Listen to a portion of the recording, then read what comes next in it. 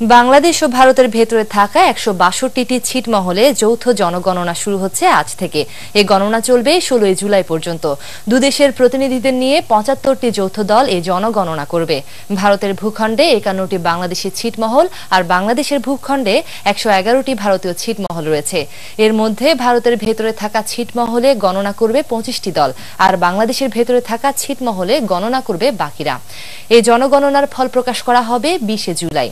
এই জনগণনায় ২০১১ সালের পর কত শিশু জন্মেছে আর কতজন মারা গেছে তার তালিকা করা হবে। ২০১১ সালের জনগণনা অনুযায়ী ভারতে থাকা বাংলাদেশের ৫১টি ছিটমহলে আছেন ১৪,২২১ জন বাংলাদেশি, আর বাংলাদেশের ভূখণ্ডে থাকা ভারতের ১১১টি ছিটমহলে আছেন ৩৭,৩৬৯ জন ভারতীয়। এর আগে ২০১১ সালে যৌথভাবে দুদেশের সর্বশেষ জনগণনা করা হয়। দর্শক, কুড়িগ্রামের ফুলবাড়িয়া দাসিয়ার ছড়া ছিটমহলে এই মুহূর্তে আছেন আমাদের কুড়িগ্রাম প্রতিনিধি ইউসুফ আলমগীর। টেলিফোনে কথা বলছি তার সঙ্গে।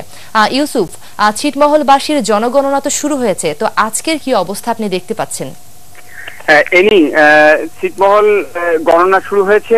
আপনি ইতিমধ্যে জানিয়েছেন দর্শকদের যে কি পরিমাণ ২০১১ সালের হেড কাউন্টিং এ ছিল। সেখান থেকে যে গণনা কার্যক্রম শুরু হয়েছে, তাতে ভারতের যারা গণনাকারী, তথ্য সংগ্রহকারী, তারা আমাদের বাংলাদেশের এই যে ভারতীয় ভূখণ্ডে যে ছিটমহলগুলো ছিল সেই ছিটমহলগুলোতে এসেছেন এবং আজ সকালে কুড়িগ্রামের জেলা প্রশাসক এবং কুড়িগ্রামের পুলিশ সুপার মহোদয় আনুষ্ঠানিকভাবে এই গণনা কার্যক্রম, এই তথ্য সংগ্রহের কার্যক্রম আনুষ্ঠানিকভাবে রাশিয়া ছড়ায় উদ্বোধন করেছে।